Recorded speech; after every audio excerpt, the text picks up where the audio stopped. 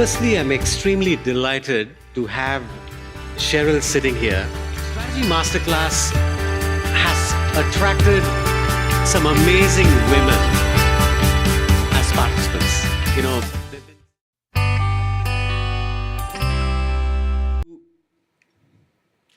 built Sothis as a very strong brand in the premium professional skincare category. You know? How did it start, and something about your journey into how you got into Sothis and how you got it moving forward so that you've established it as almost a dominant leader in this marketplace, particularly Malaysia and Singapore. As what Joasia has mentioned, Sothis as a brand is actually, we are currently in 120 countries. So the go-to-market in terms of distribution channel at this moment is still, the brand is still represented in beauty salons. But as we know, in this industry, especially in the beauty industry, and especially if you are a professional skincare brand, you notice that you hardly could find the brand because the brand presence is actually very poor.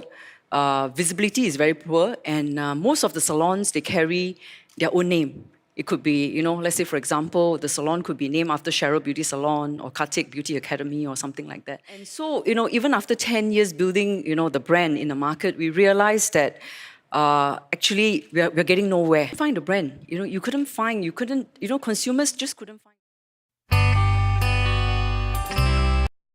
You see, you started off as a distributor, right? Yes. And then from a distributor, you became a brand. Yeah. And from a brand, you started licensing it as well.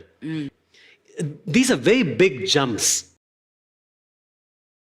We have very strong partnership with our dealers. But the thing is, the other thought actually that came to us was that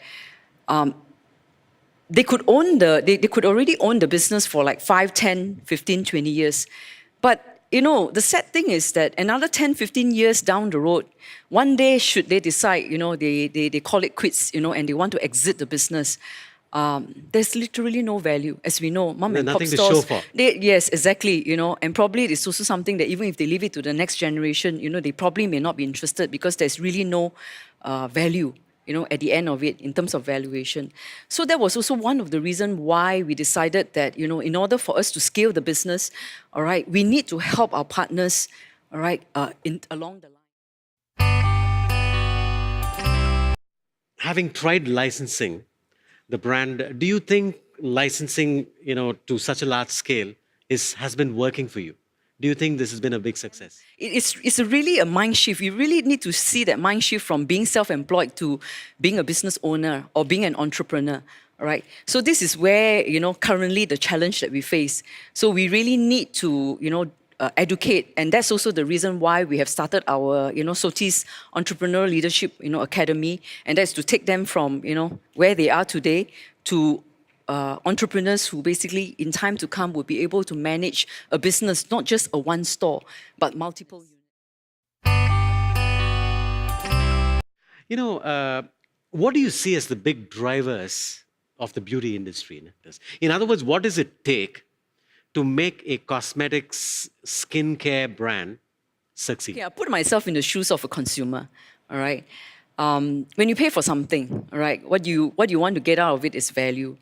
So at the end of the day, what is important is that the brand or the products must deliver the results.